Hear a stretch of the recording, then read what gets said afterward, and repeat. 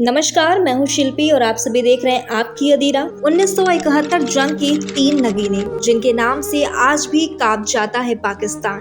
जी हां, 16 दिसंबर तक संघर्ष विराम का ऐलान होते होते भारतीय रणबांकुरों ने पाकिस्तान की हालात ऐसी कर दी थी कि उसके पास आत्मसमर्पण के सिवा दूसरा कोई रास्ता नहीं बचा था।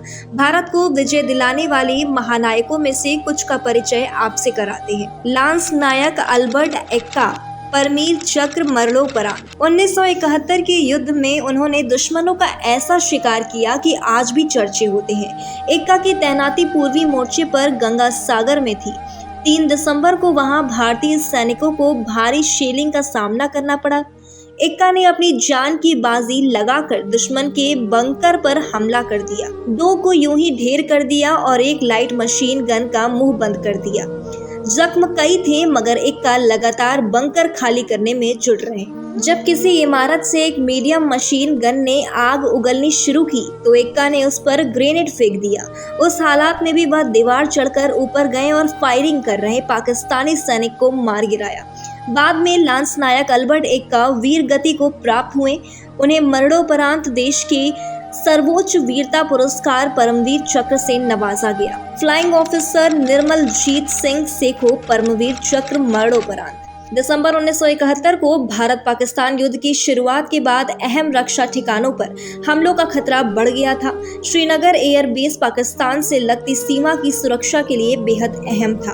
वह हमले की पूरी आशंका थी जो सच में साबित हुई। इधर उधर मात खाने के बाद 14 दिसंबर को पाकिस्तानी वायुसेना ने धावा बोल दिया, मगर उन्हें अंदाजा नहीं था कि भारतीय वायुसेना का एक जवान उनके होश उड़ाने को तैयार बैठा है। फ्लाइंग ऑफिसर निर्मलजीत सिंह सेखो ने उस दिन से पहले तक जो भी सीखा था सबकी झलक अगले कुछ घंटों में दिखा दी।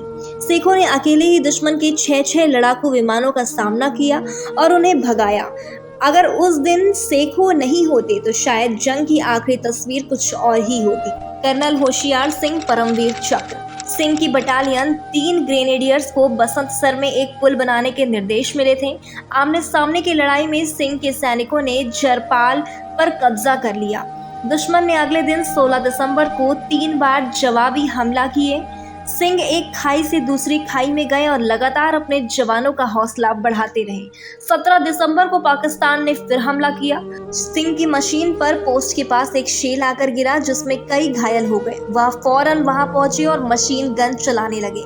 दुश्मन उल्टे पांव भाग खड़ा हुआ। बुरी तरह से जख्मी सिंह ने कहा कि वह मैदान छोड़कर नहीं जाएंगे, चाहे जो हो जाए। आखिरकार जब संघर्ष विराम का ऐलान हुआ तब सिंह को अस्पताल पहुंचाया गया। 1971 की जंग में भारतीय सेना के सभी जवानों ने डटकर और साहस के साथ भारत माता की जमीन से दुश्मनों को मार भगाया।